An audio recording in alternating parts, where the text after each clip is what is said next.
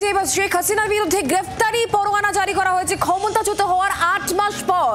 এই প্রথম হাসিনার বিরুদ্ধে কোনো মামলার বিচারের আনুষ্ঠানিক যে প্রক্রিয়া তা শুরু হয়েছে।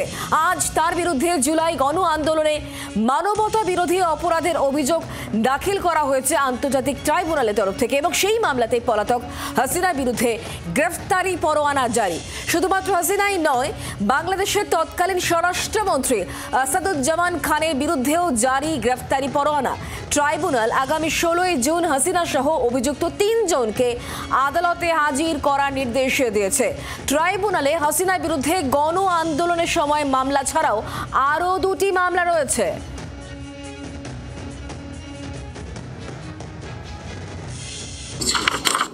তৎকালীন প্রধানমন্ত্রী আসামি শেখ হাসিনা, তৎকালীন স্বরাষ্ট্রমন্ত্রী আসাদুজ্জামান খান কামাল, তৎকালীন আইজিপি আব্দুল্লাহ মামুন উল্লেখিত অপরাধ সংগঠনের উস্কানি, প্ররোচনা, উৎসাহ, সর্বোপরি তাদের অধস্তনদের নির্দেশ প্রদানের মাধ্যমে উপরোক্ত মানবতা বিরোধী অপরাধ সংগঠন করেছে। মাননীয় আন্তর্জাতিক অপরাধ ট্রাইব্যুনাল ন্যায় বিচারের স্বার্থে ইন্টারন্যাশনাল ক্রাইমস ট্রাইব্যুনালস অ্যাক্ট ১৯৭৩-এর ৯-এর ১ ধারায় আনুষ্ঠানিক অভিযোগ বা ফর্মাল চার্জ সম্বলিত আবেদন গ্রহণ ক্রমেতা আমলে বা কগনাইজেন্সে নিয়ে পলাতক আসামি শেখ হাসিনা,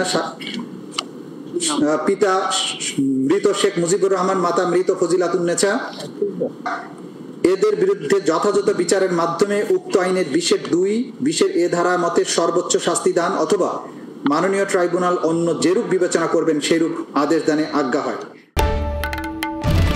বাংলার আওয়াজ, বাঙালির আবেগ, জি ২৪ ঘন্টা।